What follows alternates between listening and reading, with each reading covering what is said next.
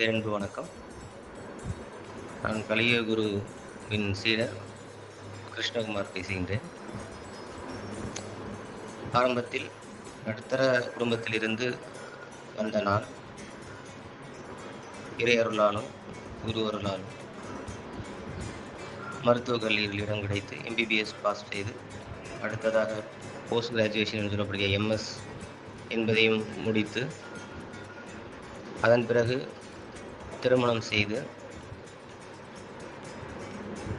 என்னுடைய தொழிலில் மேம்பட்டு, குறைந்த கால அளவில் ஒரு 5 வருடத்திற்குள் பொருளாதார ரீதியாக பெரும் வளர்ச்சியை சந்தித்தேன்.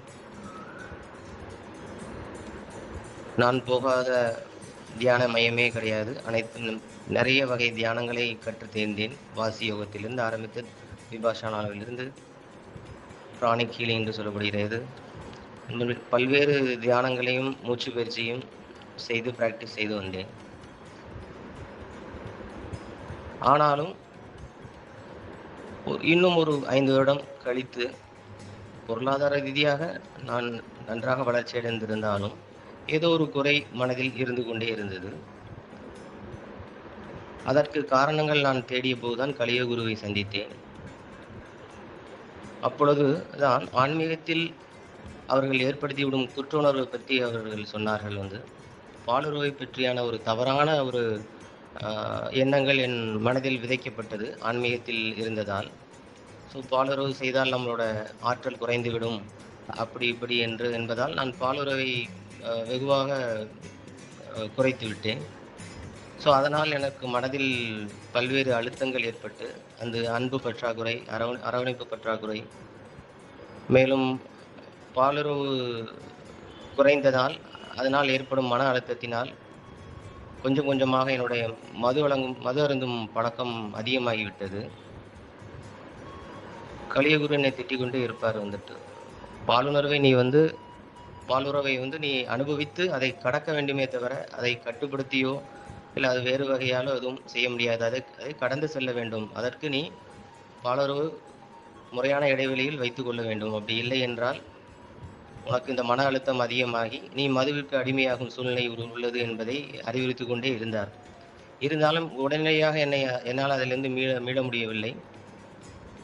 மது பழக்கத்தினால் குடும்பத்திலும் பல்வேறு பிரச்சனைகள் வர ஆரம்பித்தது. நானும் இப்பொழுது படிப்படியாக அந்த பழக்கத்திலிருந்து விடுபட்டு, ஏன்னா அனைத்தும் தெரிந்தும் நான் தவறு செய்து கொண்டிருக்கிறேன்.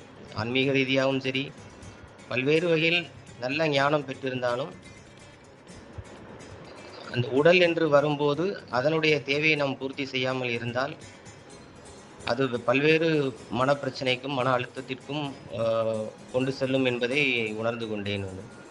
குரு நமக்கு அறிவுறுத்தினாலும், நல்ல குரு கிடைத்தாலும் அதை நாம் பயன்படுத்தி கொண்டு நம்மளை கொஞ்சம் கொஞ்சமாக நம்மளுடைய பலவீனத்திலிருந்து நம் வெளியே வர வேண்டும். எதுவுமே முயற்சி செய்யாமல் எனக்கு எல்லாம் கிடைத்தது, எல்லாம் தெரியுது, அதனால் மாற முடியாது என்று சொல்லி கொண்டு தான் அந்த மாதிரி ஒரு இதில் தான் நான் இருந்துட்டு இருந்தேன். அதுக்கப்புறம் தான் நம்ம கொஞ்சம் கொஞ்சமாக நம்ம மாற்றிக்கணும், நம்ம பலவீனங்களை களையணும், பாலுறவு போன்ற விஷயங்களை நம்ம கடந்து வெளியே வரணும் அப்படிங்கிறத நன்றாகவே உணர்ந்து கொண்டேன். அதை செயலிலும் காட்டுகிறேன். நம்ம உணர்ந்து புரிந்தால் மட்டும் போதாது, அதை நன்றாக உணர்ந்து அதன்படி நம்ம நடக்கவும் வேண்டும். ப்ராக்டிக்கலாக நடந்தாதான் நமக்கு அது உபயோகமாக இருக்குமே தவிர வெறும் வார்த்தைகளினால் ஞானம் பேசி கொண்டிருப்பதால் எந்த பயனும் இல்லை என்பதை தெரிந்து கொண்டேன். வாழ வந்த வாழ்க்கை நமக்காக மட்டும்தான். அது வெற்றியடைந்தால்தான் அது கிடைக்கும். இப்போ பொருளாதாரத்தில் நான் மேம்பட்டு இருந்தாலும் மற்ற மன ரீதியாக ஒரு பிச்சைக்காரனாக தான் இருந்து கொண்டிருக்கிறேன். அதை நான் இப்போ கொஞ்சம் கொஞ்சமாக அதை மாற்றிட்டு இருக்கேன். கலியுகத்தின் பதிவுகளை திரும்ப திரும்ப திரும்ப படித்தால்தான் அதனுடைய ஆழ்ந்த பொருள் நமக்கு விளங்க வரும்.